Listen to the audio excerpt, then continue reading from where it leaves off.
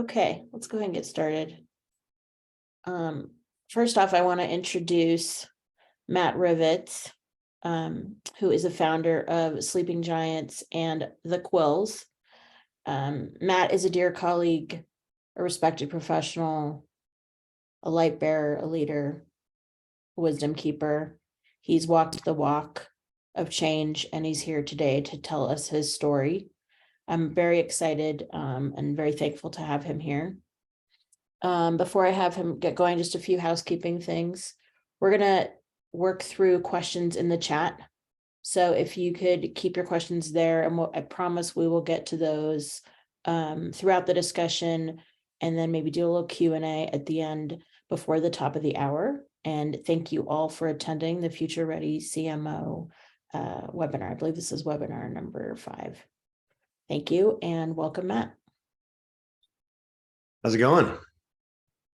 It's good to be here. I need to share my screen for a minute because I do have a presentation. And okay. All right. Thanks for having me, Seren. It's been quite a journey. We were just talking about what a journey it's been, and it all started in 2016. 2016 was a pretty wild year in this country, as everyone can recall, and I realized how sort of on the edge we were as a country, and how everything is a little bit more unstable than we thought. And it wasn't necessarily the election that got me, but I didn't really realize just how pervasive the racism in this country was. I guess I was in a bubble for a long time, and I wasn't sort of tapped in to exactly what was happening outside of my community. So I really felt that after the election, I felt like I wanted to get involved. Both my parents are in nonprofit, and my dad started a charter school in Baltimore, Maryland, and my mom has been involved with nonprofits for 40 years now. And I've been in advertising. I've been writing ads, and I just felt like I needed to do something more significant than just writing ads. I just felt like there's something I needed to do. I didn't know what it was. I was pretty lost. I knew I wanted to do something, but I didn't know how to do it. And I became pretty obsessed with this guy named Steve Bannon, who was at the time the editor of Breitbart News, president of Breitbart News, but also was really hailed as one of the people that lifted Donald Trump into office. And so I just became very interested in what he was doing. I get a little obsessive. So I went down this rabbit hole a little bit. And I really was pretty shocked by what I saw. The first thing I did is I went to Breitbart, because I'd never even heard of Breitbart before that time. And I realized that what I saw right away was really shocking. And I'll show you what I saw. I saw this article. It said, "Hoisted high and proud, the Confederate flag proclaims glorious heritage." Now, I'm from Baltimore, Maryland. It's a vaguely southern state, and people are not proud of it at all. Most people are not. And I just knew it as a symbol of racism and bigotry. And I just couldn't believe that it was printed on this website. It was showing up on this website with, looked like news, sounded like news, and wasn't marked as opinion or anything. It was just on there. And here's this big website that had offices in Texas and California and Jerusalem and London. And I couldn't fathom that you could print something like this with any, without thinking about it. So this is another one I saw. It said, "Birth control makes women unattractive and crazy." And it kept going. And the underneath all of these articles, the comments in the comment section were far even worse than what was on here. It was some of the most blatant, disgusting racism and violence and harassment that I've ever seen in my life. And I felt like I needed to do something about that. Here's another one: "Does feminism make women ugly?" But what was shocking about it wasn't even just the article. It was right next to it, there was an ad for BMW. And I've been in advertising for a long time. I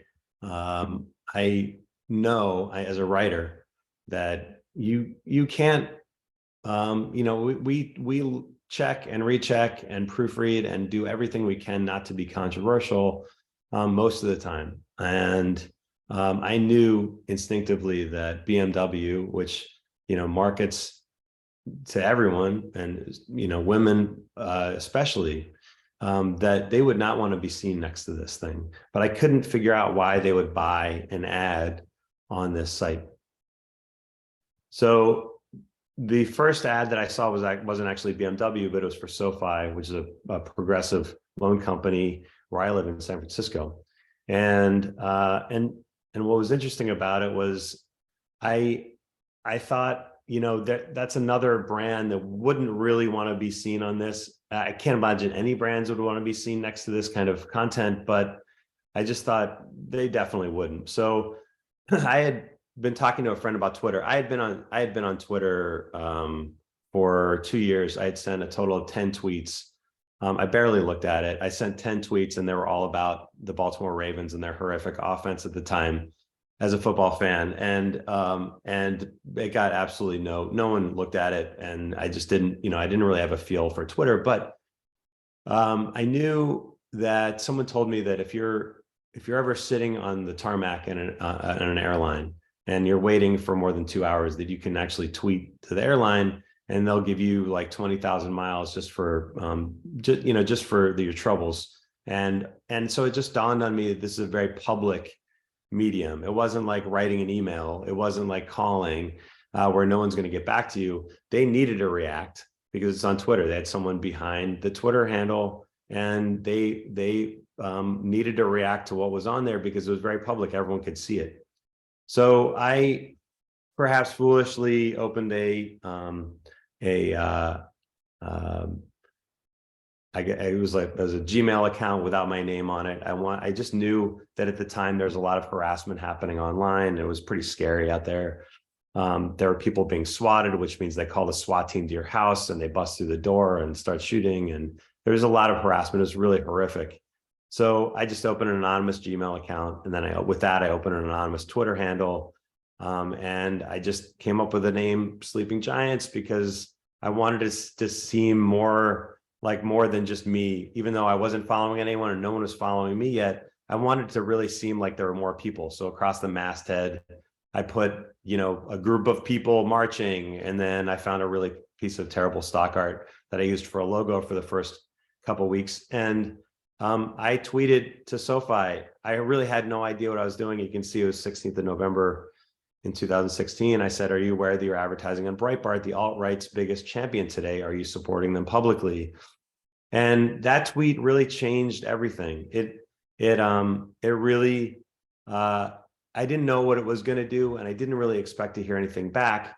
But I heard from the then CEO saying that he looked into it, and you were seeing a retargeted ad. I didn't know what retargeting was.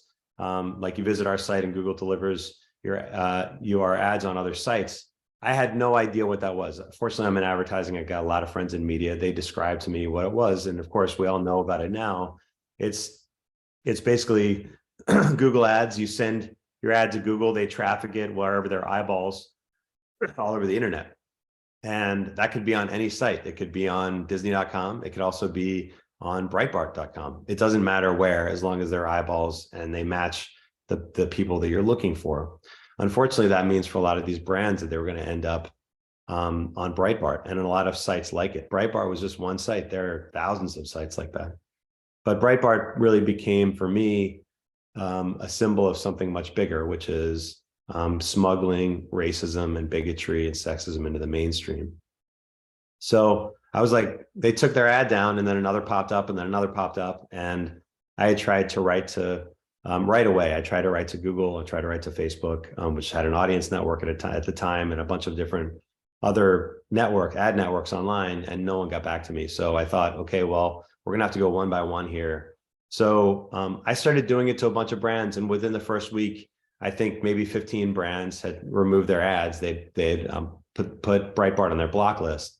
but I thought that's easy. And it started to get a fan base a little bit. I have a friend was a New York Times bestselling writer. He had about 60,000 people following him at the time. He sent it out to them, and all of a sudden I had a following, and it started to get some attention. So all these people are cheering me on whenever I tweeted at an advertiser. And what was really interesting was, I was like, this is not that hard to do. Why don't you guys do it too? It's not that hard. So I posted this pin. I put it on a pin tweet. I didn't even know there was a pin tweet at the time, but you can take one tweet and put it at the top of your page. And I just wrote real simple 1, 2, 3 instructions to go to Breitbart, take a screenshot of an ad next to some of their content, tweet it to the advertisers. Don't be mad, don't be offended, because they don't really know that they're on there. And then tag Sleeping Giants on it, so we can keep track of who dropped and who didn't. And man, that lit the world on fire. It was, all of a sudden there were 20 to 30 brands coming down per day. It was absolutely astounding to me, and it really started to pick up steam. And that's sort of where the Sleeping Giants brand was born. Being in advertising, I'm kind of a design nerd, and I have a really good friend. Maybe some of you on this call know him, but this guy, Kevin Roberson, who's a good friend, designed a logo for me, and he designed a masthead, and it all of a sudden felt really official, and people really wanted to be a part of it. And that was kind of the point. It started as just one person tweeting. It ended up being, hundreds of thousands of people tweeting, and it really became something that everyone could rally around because they got it. It was very simple. It was a simple action. They could do it themselves for a couple hours a day, and it really caught fire. All of a sudden, it was in the New York Times. It was in the Sunday Times in January, and it was in the the Washington Post right away. And I was anonymous. I was joined by a woman, Nandini Jami, pretty soon after I started, and we started, running this thing on Facebook and on Twitter, and it just it became really, really, really wild. And I got a little bit worried because it was sort of bigger than I intended it on being. And I had a lot of people reach out from other countries, actually, saying that they had the same problem there. It started with the EU. There's someone that was following for a long time that asked if they could create a chapter in the EU. And I said, great, I'll send you a logo and a masthead and you're off. You know how it works, get to work. And then it was followed by France, and then Australia and Canada. And it absolutely exploded when it got to Brazil, which was actually a couple of years later.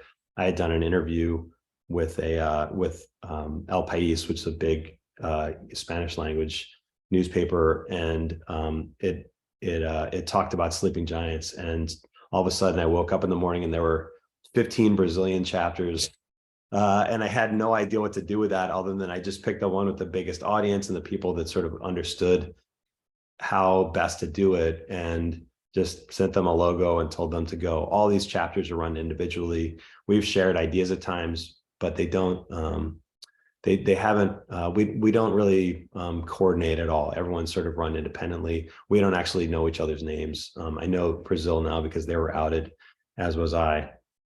But that was pretty wild to see it sort of spread. It ended up in 11 different countries.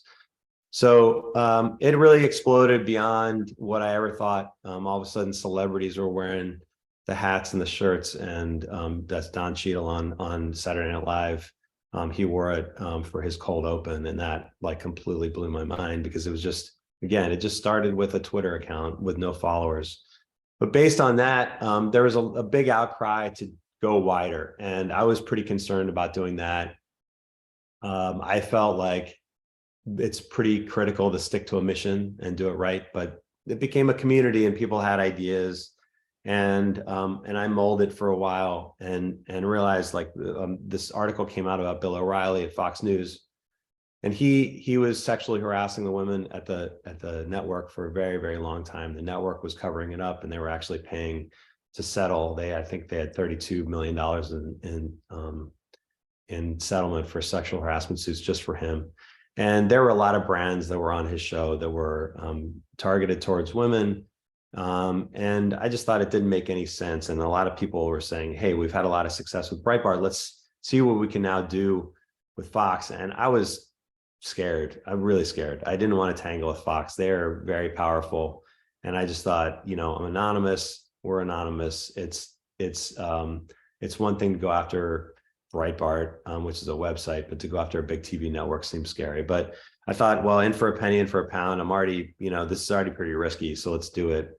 And we just created a series of Bill O'Reilly facts. There was no opinion on it whatsoever. It just said, created a bunch of banners. It said things that he had said, things that he had done, things that Fox had covered up for him.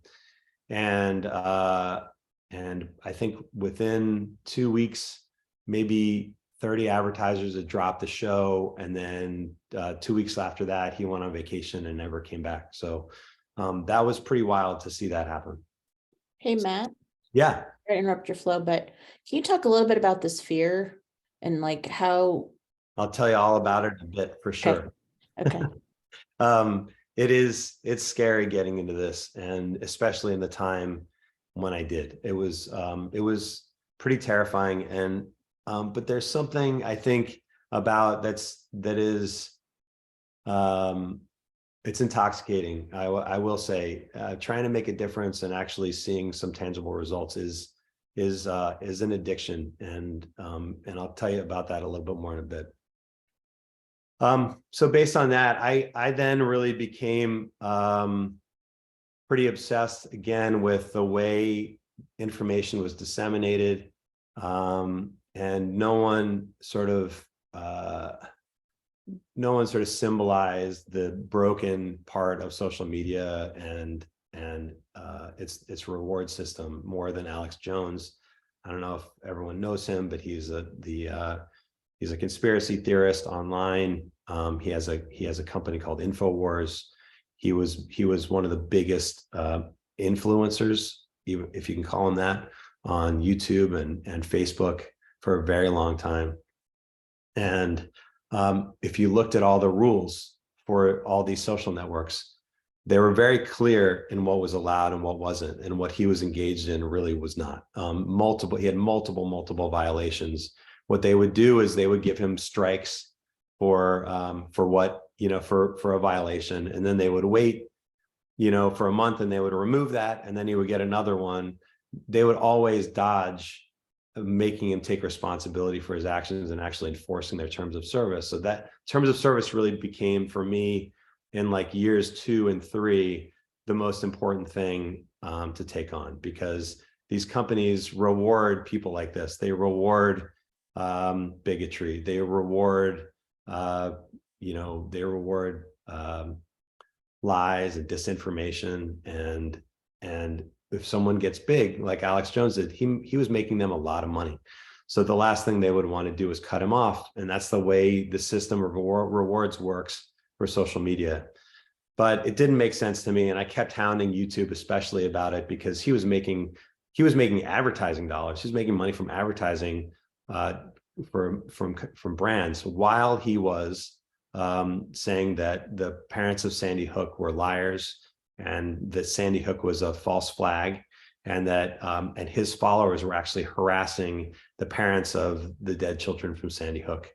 That was beyond the pale to me, and I couldn't believe that they could continue to allow this to happen, but they did. So I was hounding YouTube for a long time, and then I get a call from a reporter who I was familiar with.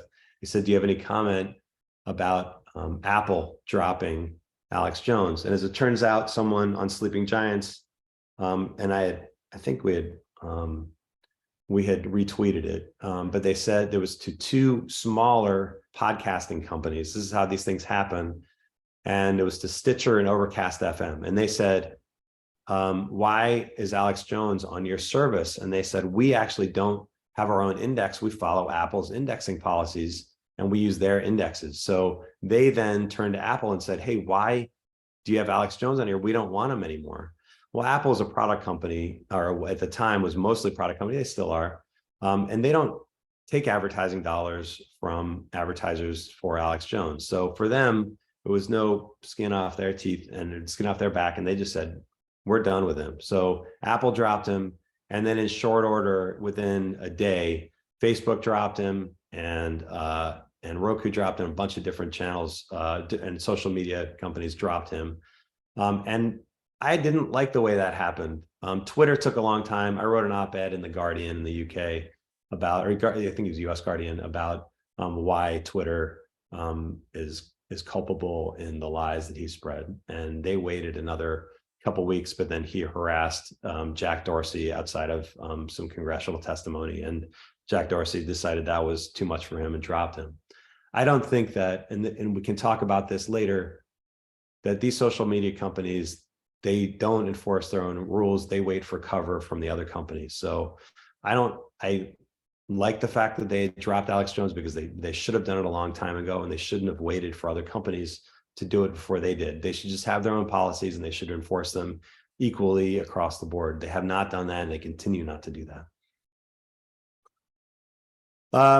Marching on, as if all that wasn't enough, Tucker Carlson was just, he replaced Bill O'Reilly on the air. He had just an absolute tear of racist, incredibly racist remarks on the air, and it was to me, it was unfathomable that advertisers would support it. There are plenty of shows to support on TV, but they were he was being incredibly derogatory towards the Black community and immigrants and women, and it's just got worse and worse. And decided to just do the same thing with Tucker Carlson. And, you know, we had, I think at one point he said something incredibly racist, and an insurance company had their logo up right next to him as he was saying it. So that kind of helped us form the story there. And he lost dozens of advertisers, really dozens, along with Laura Ingraham on Fox. And it cost them a lot of money, but for them, they make their money from our cable bill every month. They get almost double what other networks get from our cable bill. So it's pretty interesting, because they ended up sticking with Tucker Carlson. He's their biggest host still. He doesn't have very many. He's got pretty much Cash for Gold and catheter ads that are on now in MyPillow. But other than that, they don't have much else. They are very supported by our basic cable bill every month, so they don't really need to worry about it, which is a shame that they can continue to put this stuff on the air, but they do. Did some other smaller thing, not even smaller things, actually, you know, there were actually much bigger things in my mind. But, you know, the KKK was on PayPal. You know, you just see it across the board. These companies are supporting some really awful things. There's a company called Cloudflare. They were providing security software to 8chan, which is where the Buffalo shooter posted his manifesto, and the El Paso shooter posted their manifesto, and just, you know, just provided a lot of pressure, the Sleeping Giants community did, to get them to do something. And eventually they did it, but it shouldn't take that much pressure. I'm going to go to another thing here. One second. I'll show you what happens when you actually call out some of these companies. They actually end up, it does make a real difference. And this was the first time that it was proven that it did make a difference. I'll show you.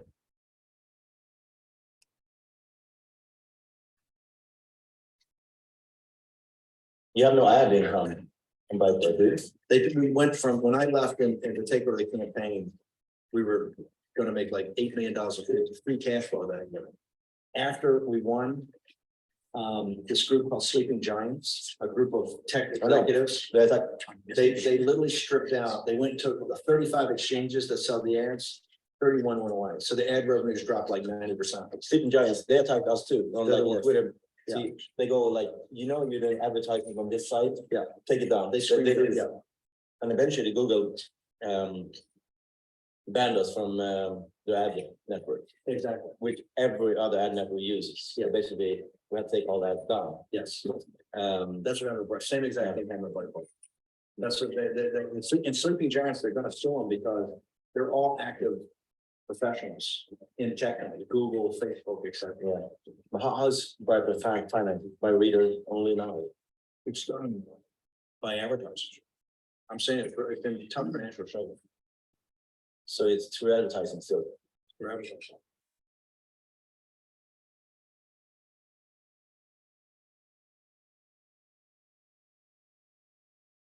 All right, so that was satisfying to know that what we were doing had made a difference. We had over 4,000 advertisers leave at Breitbart, and it was pretty significant. It ended up being seeing that was part of a documentary by this woman Allison Clay, this documentary filmmaker who was filming Bannon for a straight year, and she sent me that. It didn't make the cut for the movie, but she sent me that, and it really was interesting to see that when a company takes some responsibility and when brands actually do the right thing, that it can make a difference and it can peel some of this back. Breitbart's still around, and they're funded completely by a billionaire and his family. But they ended up it's not super profitable to do what they were doing anymore. It's not now, and there's still ways to get around it. But by and large, everyone is keeping much more of an eye out for it.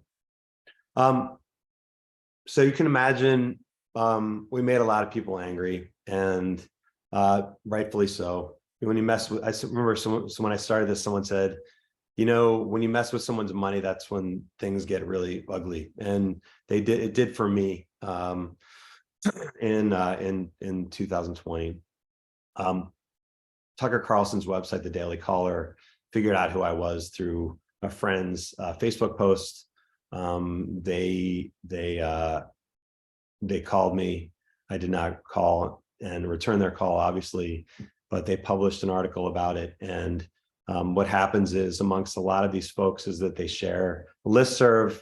It went on the listserv, and every single super far right website came after me and personality, and it was really, really, really awful and really, really scary. I got thousands, probably hundreds of death threats. My wife at the time, she got lots of calls on her phone, and my kids got death threats online. We had to get extra security at my daughter's bat mitzvah. It was real. It was scary. You can kind of see here what happens. They obviously keyed into the fact that I'm Jewish. I got a lot of anti-Semitic hate, and I was on Daily Stormer, which is the #1 neo-Nazi website in the world, and they published my home address, and they sent a death threat to the synagogue where my son was going to Sunday school at the time. It was really, really scary. But you realize after a while, obviously anything can happen, but death threats are pretty common. Actually, you find out once you get them, and you realize that a lot of people don't really follow through with anything. It was scary for a while, but I was out of town, and by the time I got back, things had settled down a little bit. My family and I were out of town for the summer. When we got back, it just it slowed down. But when that was done, Breitbart decided to try to sue me personally, and I was served with papers. They asked me to preserve any and all communication between me and about 100 different people and organizations, the majority of whom I didn't know. Some were family, some were friends. But I was lucky enough to get an attorney pro bono who wrote them back and said that we needed them to preserve their documentation between them and Steve Bannon and the Trump campaign and Robert Mercer, the billionaires funding it, and we never heard from them again. I was pretty exhausted after all this, as you can imagine, but I had an idea for a while that I thought we could form a coalition with a number of groups, particularly around Facebook. Facebook had become the nexus for incredible amount of disinformation, lots of hate. They were amplifying some really terrible people. They weren't doing a really good job moderating, and they still don't.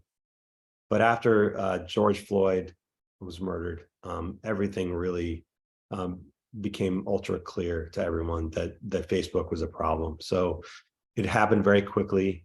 But I got a call from the ADL and Common Sense Media about joining up with something, and we decided to put together a coalition very quickly. Luckily, the NAACP jumped on, Color of Change, Free Press, and we just went out and published an ad in the LA Times that basically just said it's time for corporations to step away from Facebook, from advertising as the #1 funder of the social network that is pumping out this garbage.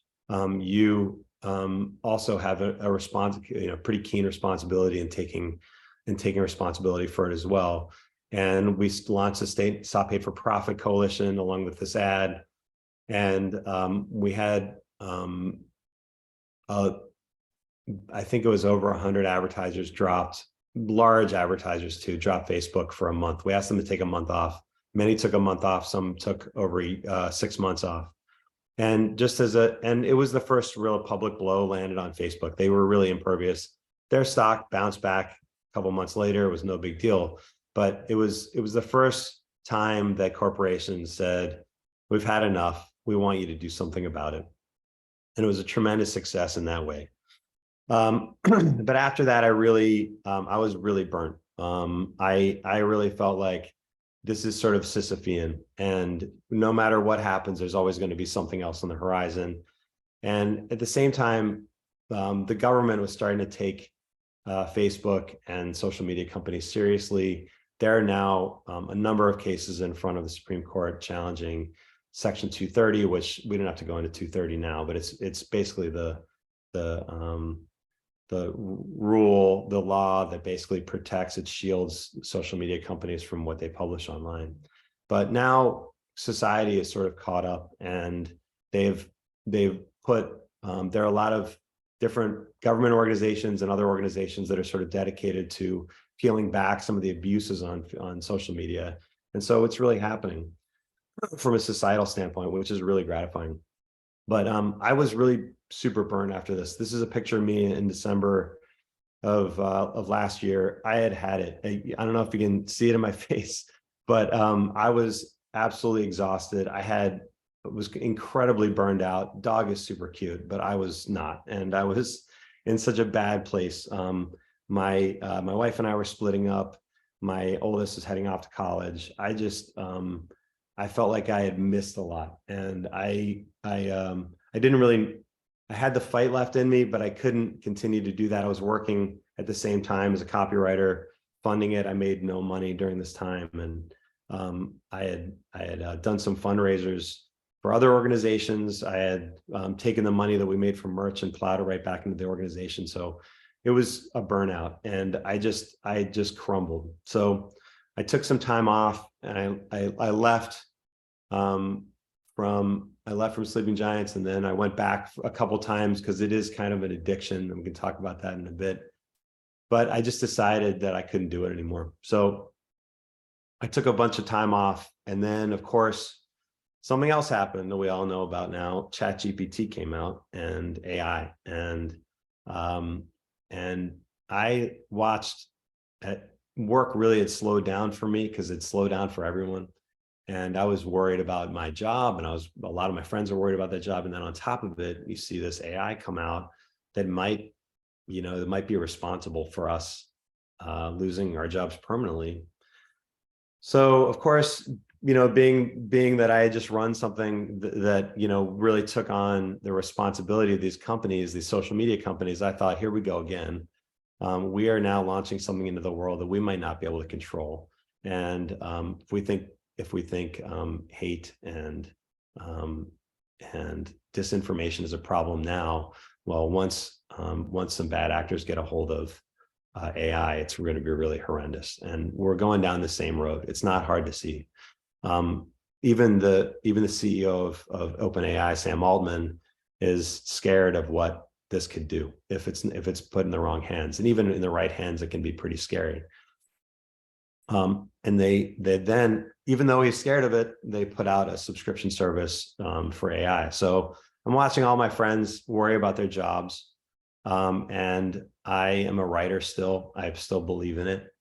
So, and I thought, we need a counterpoint to this beyond just wanting to work and put writers to work. I thought we need a counterpoint to AI. We need to show that humans are more valuable than machines.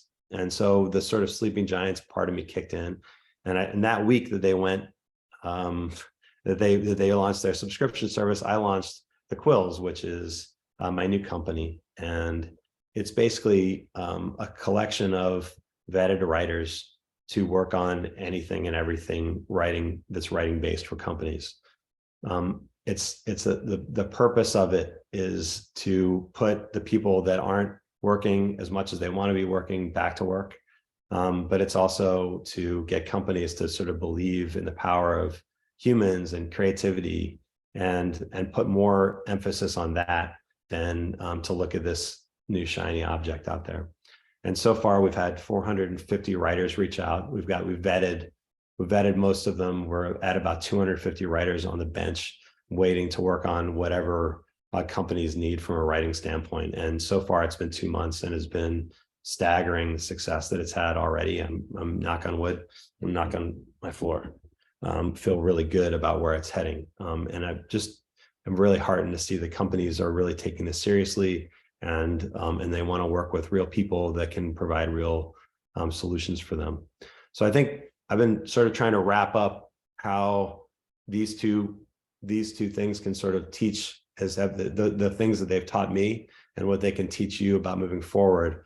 But it's really just finding a purpose in what you do. And I think there's so much talk about purpose, and there doesn't need to necessarily be a purpose for a candy bar. But if you're starting something, find a purpose and find something that you're fighting for or fighting against.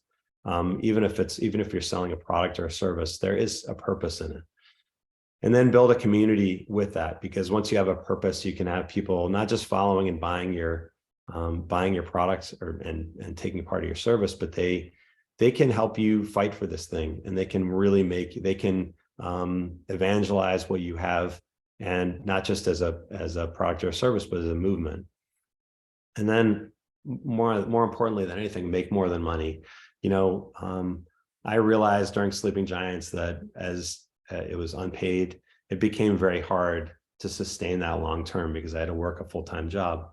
But that doesn't mean you can't start a business and have another purpose. And I think that's what I'm doing here with the Quills. I want to have something beyond money here. I'm fighting against a system that is devaluing human creativity, and I would like to battle against that. And I really hope that we make progress in that, not just make money along the way. So that is that.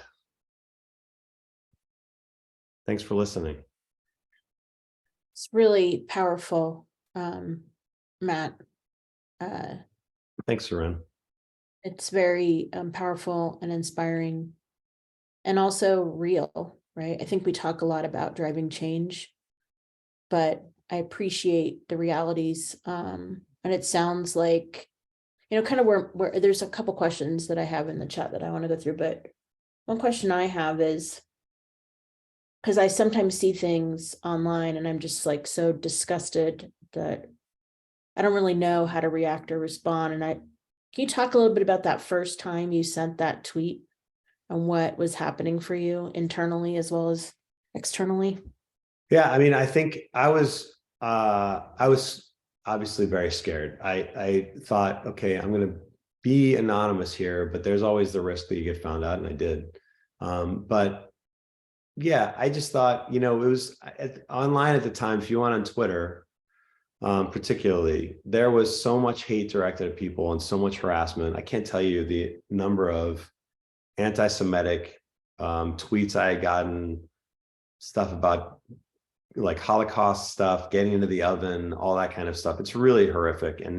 And what that does, there's so much talk about free speech online. But when you use that kind of language, it forces the people that might not agree with you offline. And so I just thought there needed to be, again, a counterbalance to that. I'm like, you know what? bring it. I don't care. But I'm gonna make sure that you never come back on the social network. And that's really we made a ton of progress over the last 5 years, and it's all gone now because on Twitter, because Elon Musk has taken it over, and he's basically all the people that were removed before are back. I think we moved on as a society a little bit. I think that we're not, it's not as powerful as it once was. And we're seeing a lot of the people leave Twitter because it's so horrific. No one wants to be on that. And there are plenty of other ways now to get your news out. There are a lot of different more social networks. I just happen to believe that we need more social networks rather than fewer of them. And we don't all need to be crowded on the same 4 dance floors. We should have more. And so I just thought, I think that first time I was real scared. There were a lot of terrible memes out there. There were a lot of people that are actually, there's a trial going on today that will really decide how culpable people are for what they post online. And it's very interesting to watch. I'm still very interested in that. But I'm no longer interested in mixing it up anymore. It takes it out of you. And if you go to battle every day, I didn't know that first tweet. I had no idea that I was going to be doing it for 6 more years. It can absolutely kill me. And I kind of thrived on it for a while, and then I stopped thriving on it for a while. So I had no idea what I was getting into, but I'm certainly glad I did it. I go back and forth whether I'm just looking at the progress, whether I'm happy I did it or not, but today I am. Thank you for bringing that into the light and making corporations accountable. To me, that is the biggest part of the value, and that's where we need to lean into for future ready CMO, as well as arming marketers with the ability to drive change and get people thinking about what they're building and what they're creating and the narratives that they're telling. Along those lines, we've got 4 questions here. The first question is, I think we've covered it, but let me know if we did. I want to know more about the fear once it started taking off and how you really overcame that. It seems like the thing that really stops people so many times. I mean, I think it probably would have stopped me, but I'm dumb in that way. I kind of was like, I think, look, let's see. So I was entering my mid 40s at the time. I wanted to give something back. There's a mix. And I found that over time, I didn't like the mix anymore. There's a mix of making a difference and making noticeable and calculable change. Right. And there's also something about kind of being internet famous a little bit, and I got lost in that a little bit. I did, and I regret that because it's not me. I've never really cared about that stuff, but once you have a lot of people listening to you, you like it. It means like what you're doing matters to you in some ways. And I think you find that with a lot of people online. It's very intoxicating to have people care about what you say, and especially in your mid 40s where you don't feel like that's happening as much. It was, for me, it was a weakness. And it's one of the bigger reasons why I left. I just felt like what I was putting out into the world ended up being sometimes more about what I wanted to do rather than for the mission itself. And I felt like there was that's never what I wanted. I was in a lot better place, I think, when I was anonymous. That felt much better to me. And I didn't really totally know how to handle it once things took off. I was on TV, I was on CNN a couple of times. I was in the New York Times, like things that I never imagined in my life that I would be. And that stuff is it is intoxicating. It's addicting. And so beyond being scared, you also get that hit, which is a nice counterbalance. But after a while, that ceases to be interesting or move the needle at all. And once you get caught up in that, it's pretty dangerous. I mean, I personally look at Elon Musk right now, maybe this is going too deep into it. I look at him and I'm like, I kind of understand what he's doing because he's got 100 million people listening to him. A lot of those are bots, but whatever. He's got a lot of people listening to him, a lot of people defending him, and that feels good. And so you think you know what's best for your community and what it just, it's a heavy responsibility when you have that many people following you and defending you. And it feels good for a while, but then it feels bad after a while. To me, it did anyway. I appreciate your vulnerability in sharing that and acknowledgement of like the role that ego can play over purpose. Huge. Yeah. another question is, what advice would you give yourself starting this all over again? Is there a way to do this in a sustainable way? I would have stayed anonymous a lot longer. I'd still be anonymous. I think that created a bunch of problems that I didn't really want and didn't anticipate. I think that a succession plan is good. I wanted to let go kind of after 2 years, but I just held on for a variety of different reasons. I didn't feel like the voice that I had sort of cultivated online would have worked.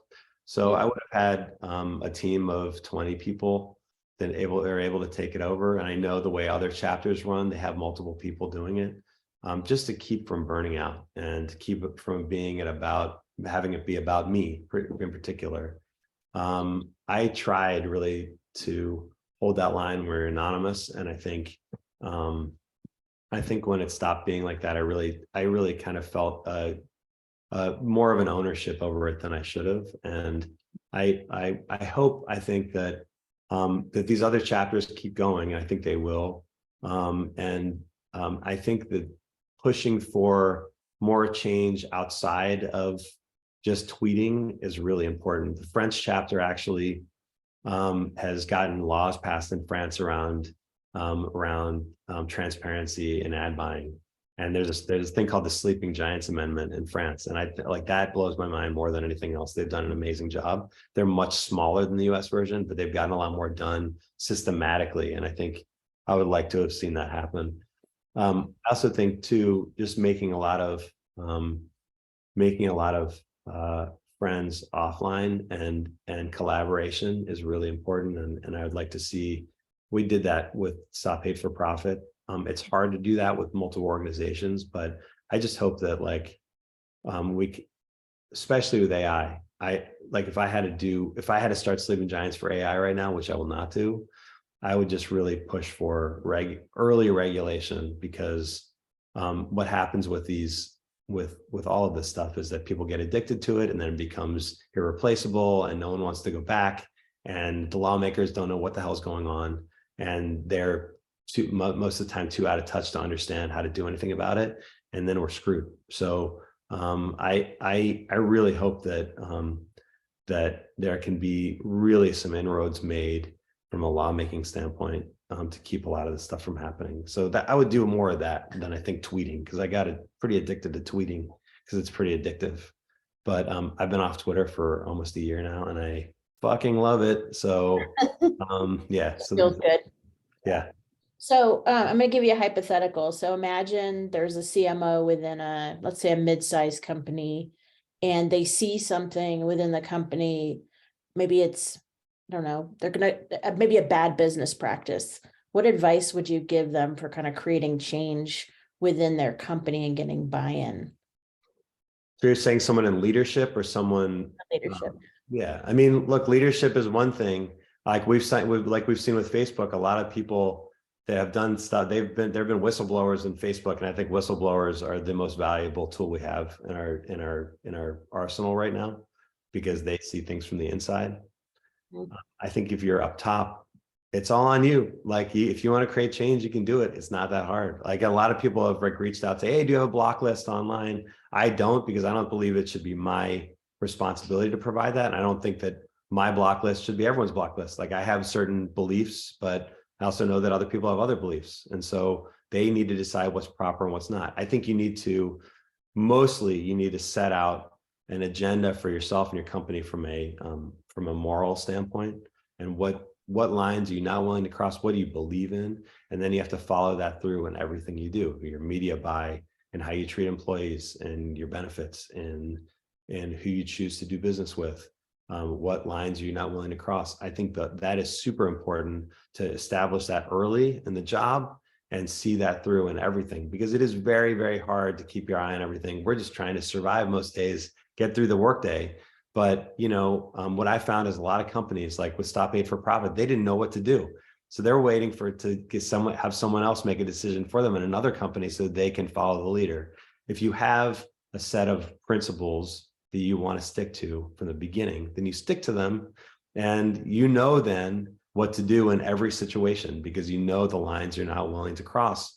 And I don't think a lot of companies have thought about that. And I think they should. I think, you know, we talked about at some point having every company having a chief purpose officer. I don't know how practical that is right now because companies are just trying to keep people in, you know, employed at this moment. But as we come out of this, I think it's more important than ever to reestablish some rules and principles and morals for themselves, because then they don't need to panic in these situations.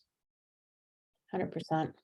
Couple more questions. Besides the 3 goals that you covered at the end, what are some practical and tactical tips each person can take to make a difference? It's a big question. I think it depends on where you are in an organization. And I think that speaking up and out is probably the most important thing you can do. I have taken a very offensive position in this, not defensive. I just think like there are a lot of ways to get things done. I've found that with Sleeping Giants, you need, like, it helps to have an outside, it helps to have people inside trying to make their presence felt. It also helps to have rocks being thrown out from the outside to create change. And it takes both.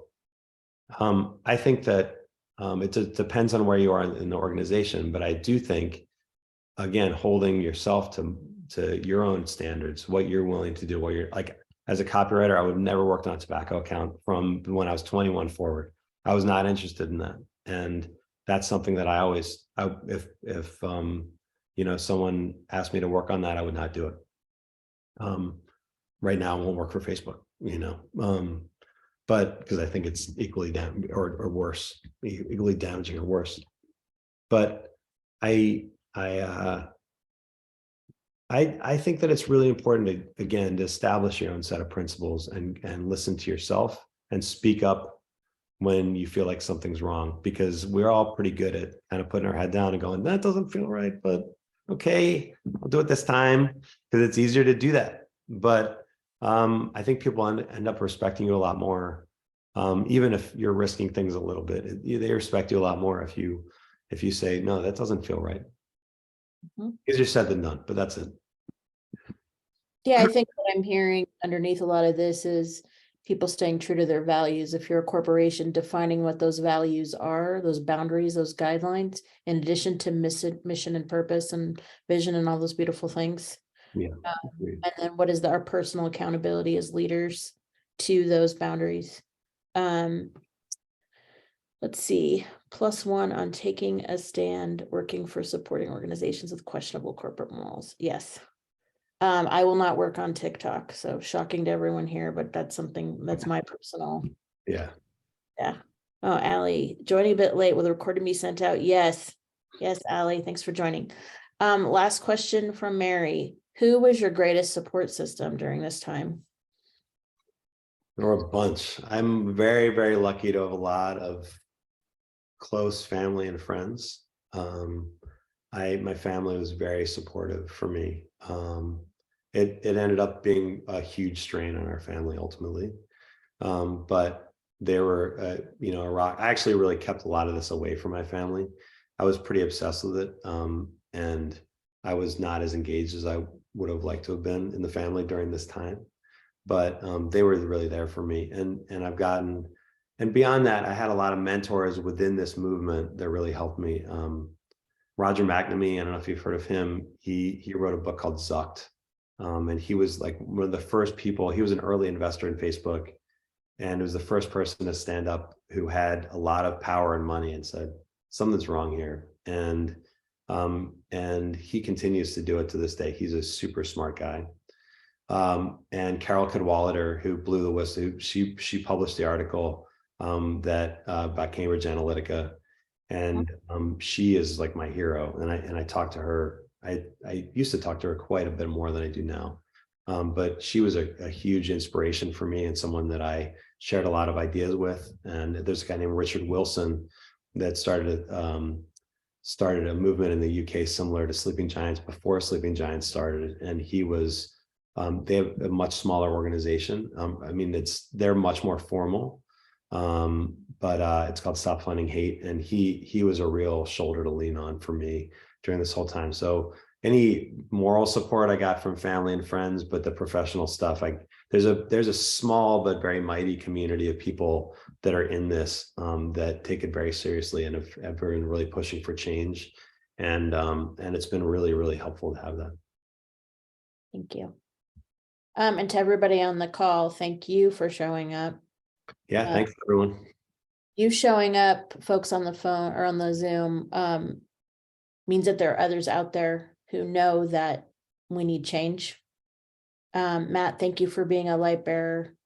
I use that term intentionally because I do think that, to what Mary's saying, you know, you've done a great thing for our culture. It gives us a hope. We're more aware of what all of the circumstances around that are, but that's how change starts. And so Yep. thank you for sticking your neck out there for us, Absolutely. American. Yeah. Get that. Anyone else? Okay, well, we're gonna end this call. Again, I want to thank all of you. I want to encourage you to join the community. We'll be building a working group in the coming month to start to chip away at which particular area we want to empower folks. I know there are a lot of folks on the call who, I know Jessica Birdman is going to reach out to you, Matt. She's got a lot of questions. And yeah, thanks everyone. I have a lot of gratitude. Thank you very much for having me, Seren. Thank you. Bye-bye. Talk soon. Bye.